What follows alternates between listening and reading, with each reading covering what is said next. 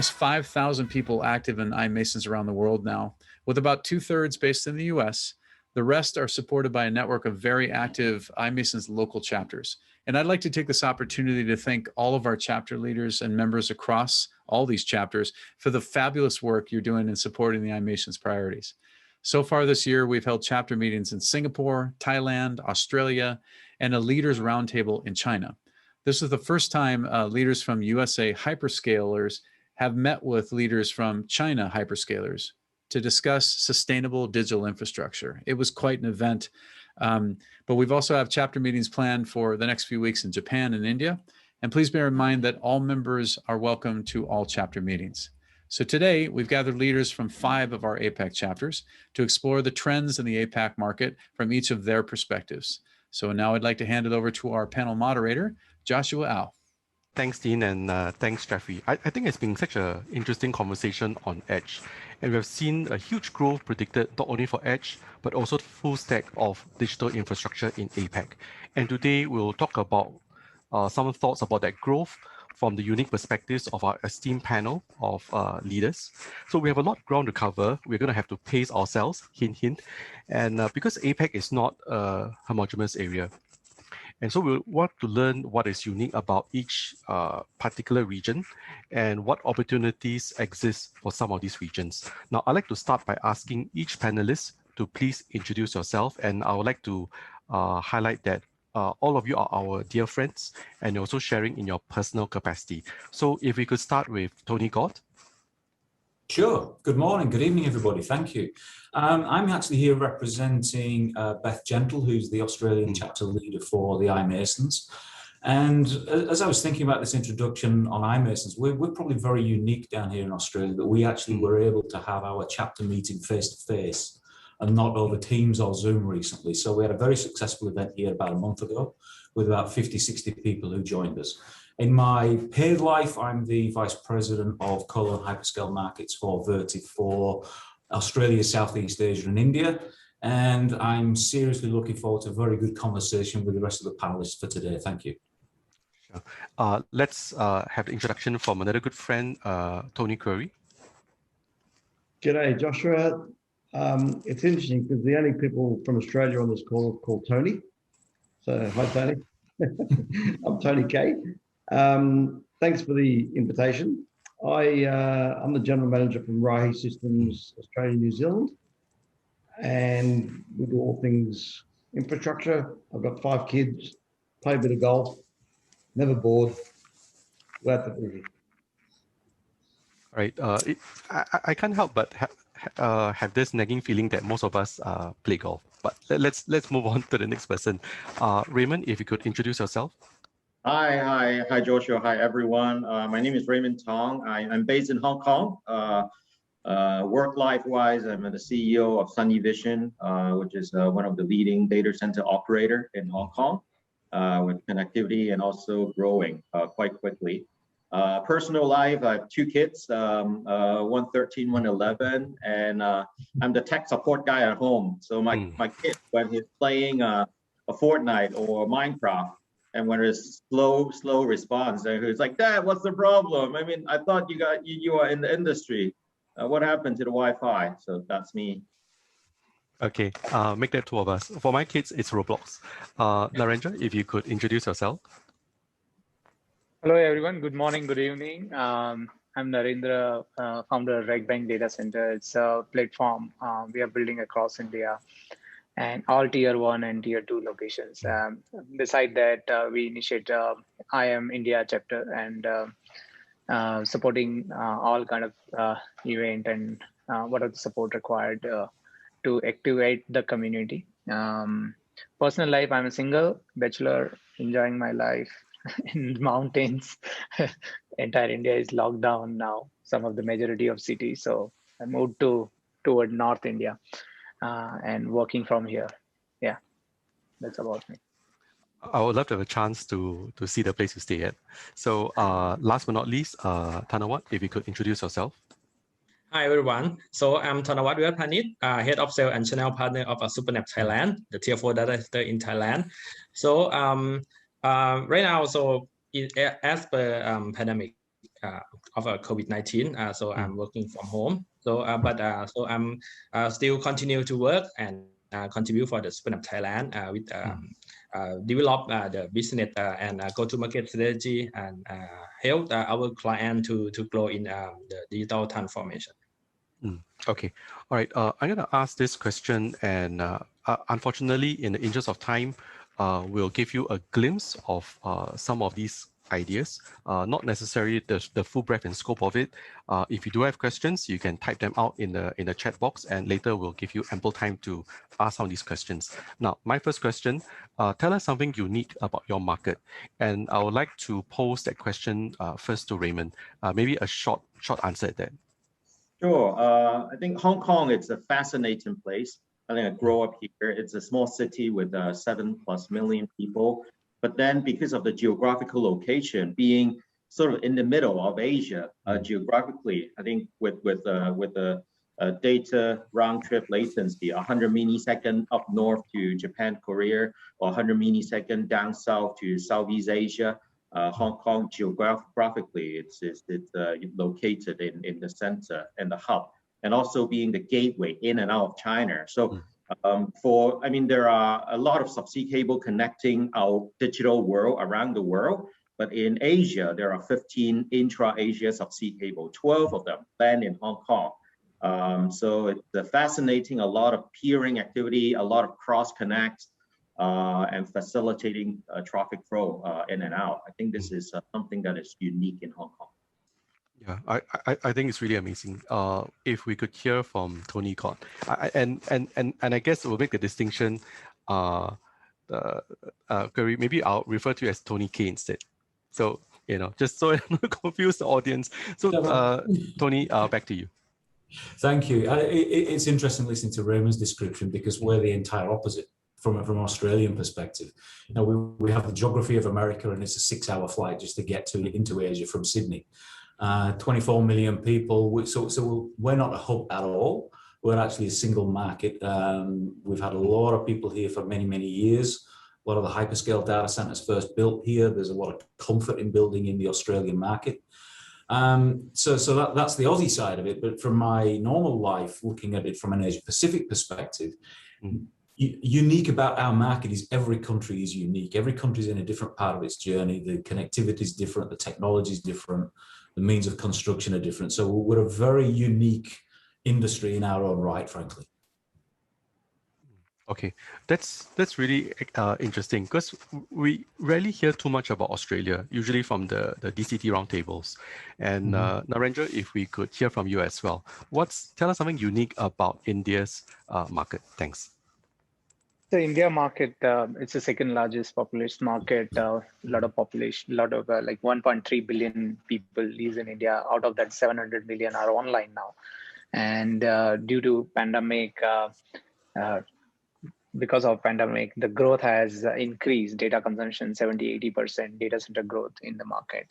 And challenges like infrastructure is yet to stabilize from the government. The infrastructure is not there in some of the tier 2 locations, tier 3 locations is yet to come, be it fiber and others. So majority cloud providers are focusing on tier 1 market like Mumbai and Chennai. Compared to the growth, it's 70% is biggest in the world in terms of number. 400 megawatt is already deployed, and similar 400 megawatt is under development. And smart cities, if you talk about more than 100 smart cities are already being announced, worth of $40 billion investment done by federal government in India. Out of that, close to 4 billion is for IT infrastructure, digital infrastructure, which include data center and things. Very good, very large market, and I think Geo telecom revolution, they have added a lot of value to our market, reducing the data costs. So adoption got increased like anything in the market. So there's a capacity crunch in the market, and and data protection law is also coming up. We are hearing from last 3 years, probably this year it will be announced, and it will drive more demand to India.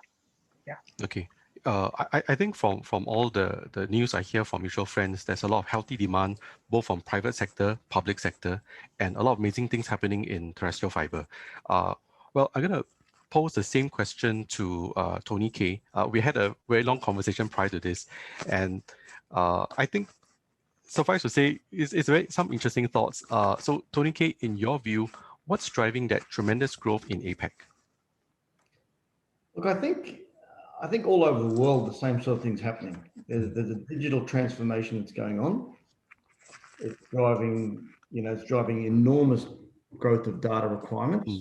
The location of the data center builds, I think, is driven by, to some extent, there's some data sovereignty requirements that people have a need for. And the other thing, obviously, is the location is also driven by the need. So where are the people getting on their phones? Where are the people getting on their computers, driving the need for more data? And so I think as a result of that, you'll continue to see, just that point alone, you'll continue to see a tremendous growth in the APAC region. Obviously, the adoption of cloud and all the apps that sit on that, all the ones we know and love, the hyperscalers, they're there to offer a service. They do a great job at it. They give us something we all want, and then service the demands that we all, create as a result of that want. All this is being, it's all being driven by human consumption, the need for more data, whether it's IoT, 5G, Netflix, Office 365, so on and so on. There's so many variations as to what's driving it. Interestingly enough, over the last 12 months, I think there's been COVID has actually added value to the data center industry. And I think it's become pretty obvious when you look at the growth of Zoom, Teams, even Netflix has seen growth, bigger growth as a result of what's gone on. So more people, unfortunately, have spent less time talking to each other because they've had to, but more time on their phones and screens, which has driven a lot of that need. I also wanted to add that, like every business, there's a need and therefore a drive for profitability. Right? Big money is always looking for a place to grow itself. And I think this is an area and a space that has allowed and offered big money an opportunity to grow itself. I think from what I've been hearing, it's essentially a confluence of factors. Now, some are obvious factors, some are non-obvious factors. And I guess that's why we spend a lot of time with the likes of Knight Frank, Cushman Wakefield, JLL, CBRE. I think the due diligence folks, they give us very interesting insights, but suffice to say that there is tremendous growth. And I think from the obvious reasons, it's going to grow even more. Right. Now, I think we have heard briefly from each of the panelists, but I'm going to go down to Thanawat. If you have not shared earlier, I thought it'd be interesting to hear, what's driving that tremendous growth in Thailand. So, thank you, Joshua. In Thailand, so as per the report from the Ministry of Digital Economy and Society, so they expected the key driving of digital economy in Thailand is the big data. They expected around 15 to 17% each year, the market value to grow of the big data, especially for the financial service industry, healthcare industry, and also manufacturing. So because of, for the big data and related technology like AI, machine learning, so it will help the business to grow in terms of improving user experience, improving the efficiency of the production line in manufacturing. So this is the key thing that help business in Thailand to grow in the market. Sure. I think every few months, I used to travel to Bangkok more often, and I keep hearing good news, new news about new builds being built out, more in the metros, but definitely there's a lot of opportunities for growth. Now, I'm going to pose a slightly different question, only because we want to give the audience a sense of where we are headed. So my big question to all of you, or to some of you, are there any upcoming new and big developments in your market? Beyond what we have read, maybe if you could even share something that most of us are not aware of, and that will give us a glimpse, of where all the excitement is leaded toward. I'm gonna pose that first question to Tony. as we've seen, the biggest development I think now is that we are becoming a mainstream utility. You know, we can talk about the technology and the design of data centers if we wish, but we're now accepted. You know, we're all sitting here on a Zoom call. We've spent the last 15 months staring at these screens and these cameras. Okay, and so has the rest of the world, so have all of our colleagues and families and friends. And we're now sitting there as important as electricity, gas, telecommunications, and water. So for me, the biggest development is the fact that we're actually becoming more accepted and people are understanding us. And I think we're at that tipping point now where data accessibility and the need for that latency and immediacy now is becoming more and more fundamental for us. And we see that in the way that it's driving up accelerated build plans, land banking by companies, you know, government policies, whether that's government policy in terms of build capabilities. In Australia, one of the biggest developments we actually had is a lightening of the rules for design approvals from councils. So people have actually got the ability to build quicker now. So there's that acceptance, I think, generally that from a very, very high level perspective, that we are here to stay and we are a critical utility for society. That's the biggest thing I see, rather than talking about technology and product and design. No, but I agree with you, because I think, well, in a good part, thanks to the pandemic, social attitudes, business attitudes have changed. So people are starting to seriously take a look at their digital transformation plans. And with that, they know that we need data centers. Data centers are here to stay. And that's why I think they're giving, well, you know, the normal guy on the street is giving us a little more attention as well. And that's a good sign. It's a very good sign. Maybe it's just a bit selfish for me to say this, but I think it's great, because that also means that more people will start to think about joining this industry as well, where previously they didn't really know about the industry. And Raymond's nodding his head. So I'm going to pose the same question to Raymond. Raymond, if we could have your thoughts on the same as well. No, I think I completely agree with what Tony and Joshua you're talking about. The phrase tipping point, that's the phrase I've been using in the past 2 months when I discuss with my investors doing analyst calls. Hong Kong also reached a very obvious tipping point, because historically Hong Kong is strong as a financial hub. A lot of banks, a lot of financial institutions. And a couple of years ago, when I talked to the CIO and the CTO of those big clients, they still ask the questions like, is it safe to move to cloud? I mean, I like to see my server racks. I like to lock it in front of me. I mean, with pandemic in the past year, basically, I think the whole attitude changed, and clouds. All the cloud guys are having, whether Chinese cloud guys or the US cloud guys, are having a very good time in Hong Kong, really reached a tipping point. But what is more exciting, I do believe that with the subsea cable also coming, probably the further away one, because of geopolitical situation, the US one is putting on hold, but then there are a lot of intra-Asia subsea cables picking up. So Hong Kong will have a new subsea cable landing station built up, and more cables can land. But last but not least, I think an exciting development that I can see, just to give everyone a glimpse, is the Greater Bay Area initiative, and in this part of the world, basically is an initiative driven by China, and then including 9 cities in China plus Hong Kong plus Macau. So total 11 cities, and it's going to be developed in one single economic zone, and very external facing, with 72 million population. So a lot of activities, different industry, insurance industry, financial industries, are all talking about how to grab this market. So obviously for digital infrastructure, we need to penetrate through, and Hong Kong become a very natural hub for data to be based and facilitate the whole GBA for external base. So this is something that the whole industry in Hong Kong is quite excited about and planning for it.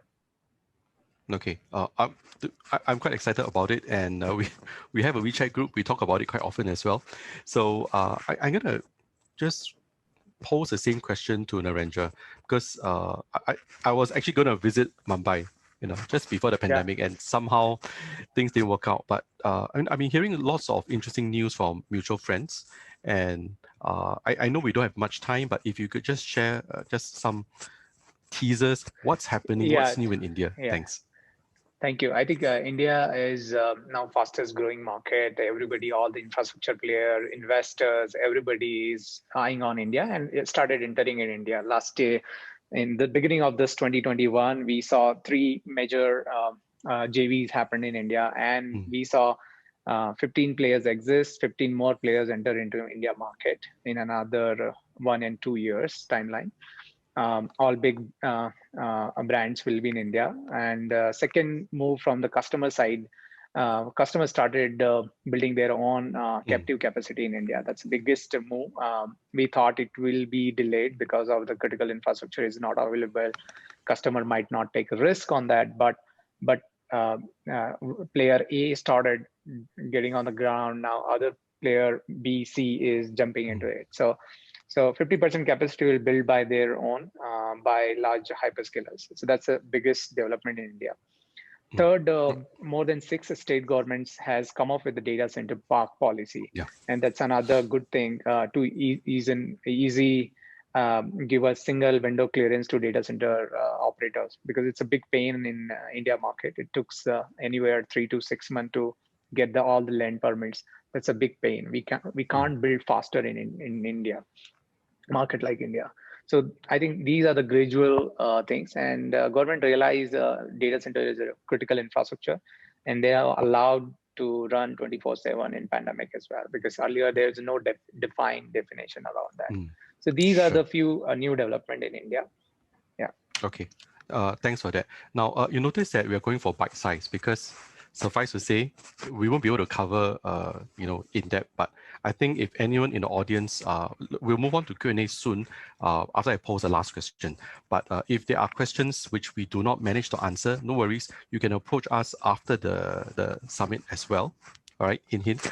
But I'm going to pose this question, which is dear to our hearts. What do you think your market, your industry, shall we say your particular geography, your market, where is it headed in terms of workforce development?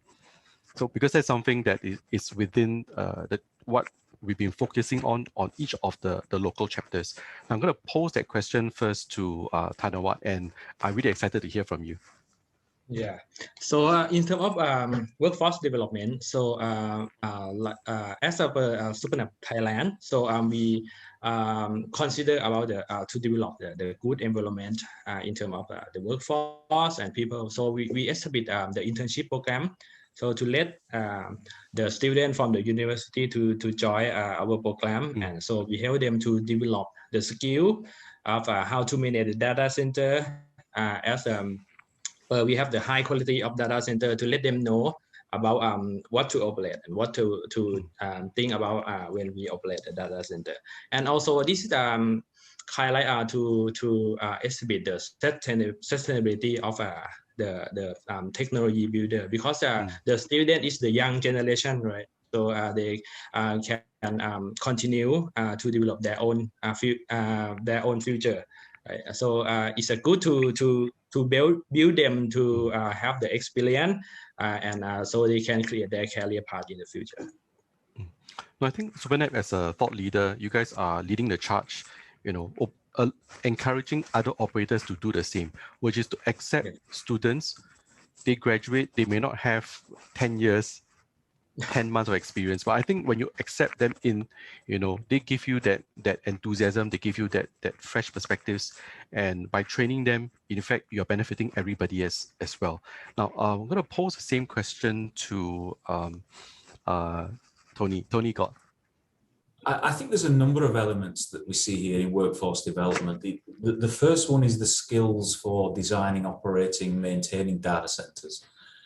And how we transition that, not just in one country and across one site to another site, but also across our region.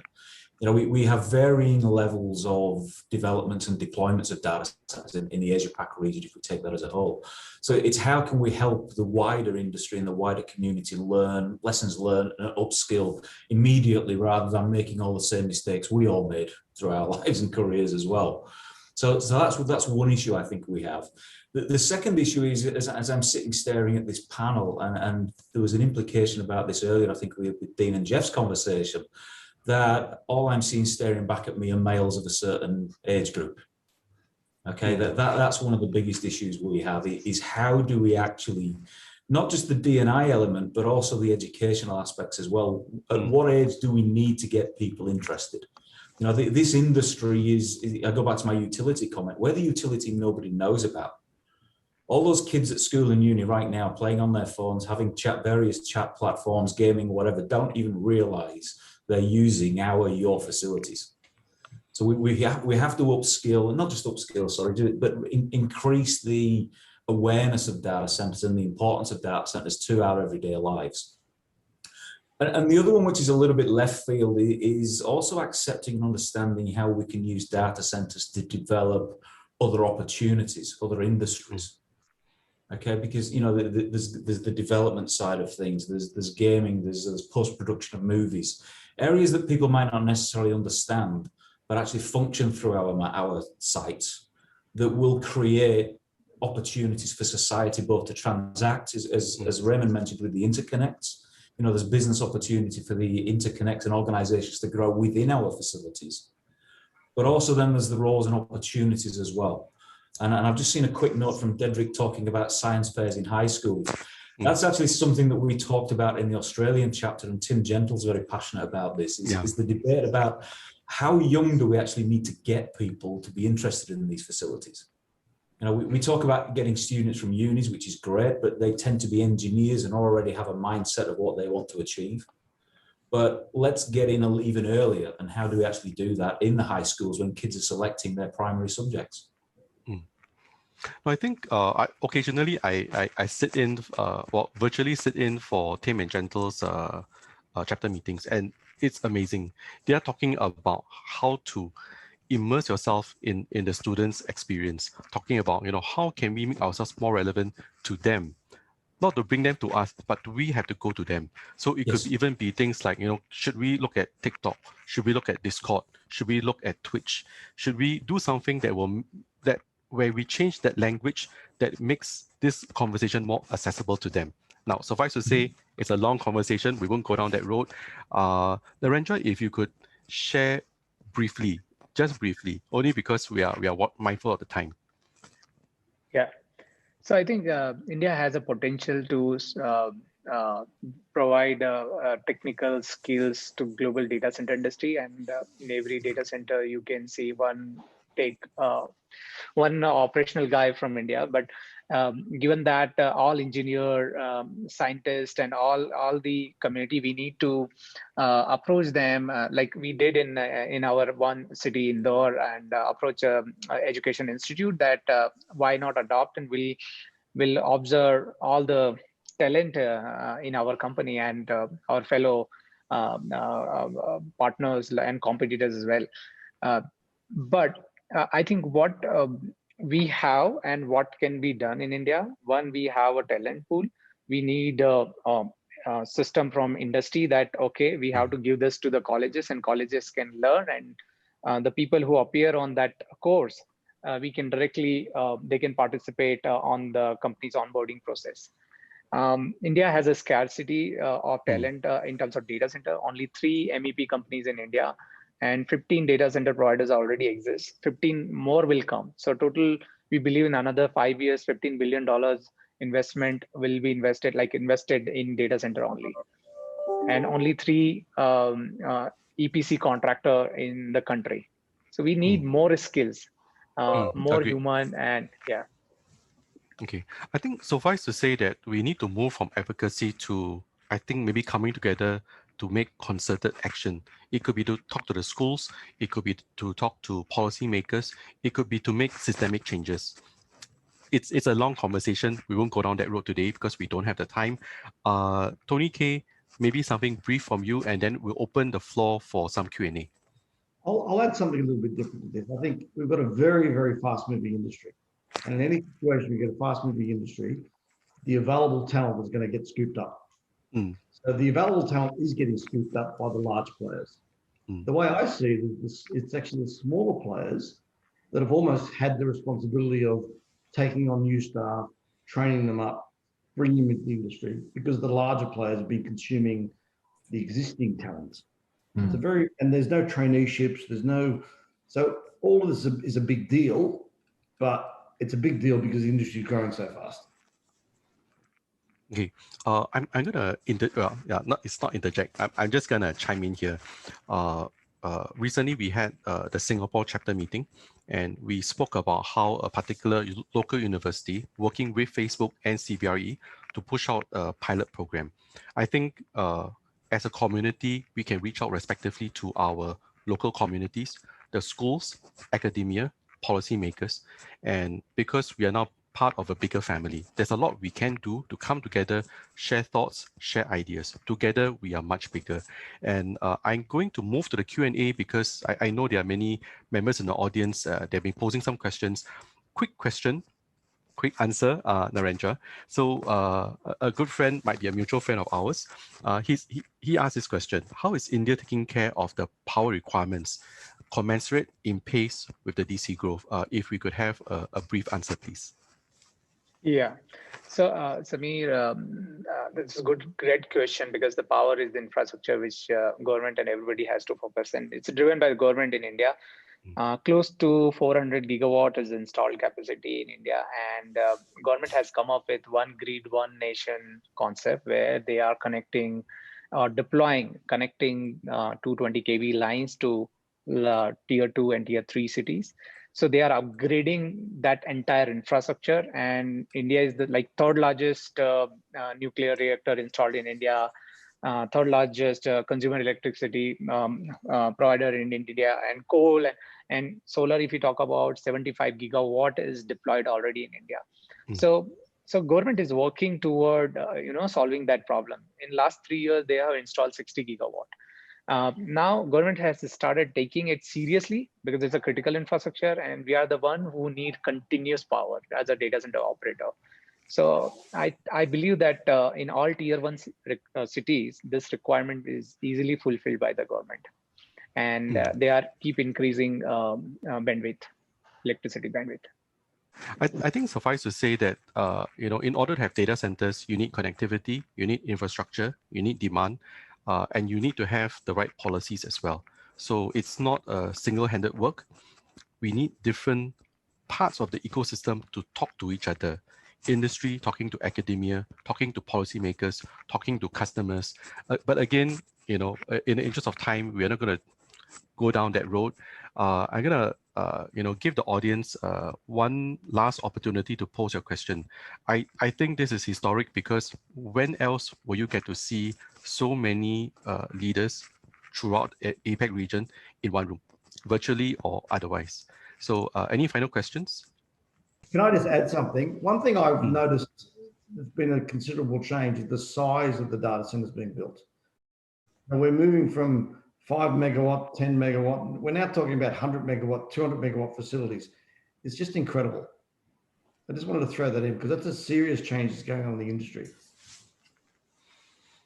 But I think let's have a very organic conversation. Yes, I agree with you. We're having bigger, better, faster, maybe.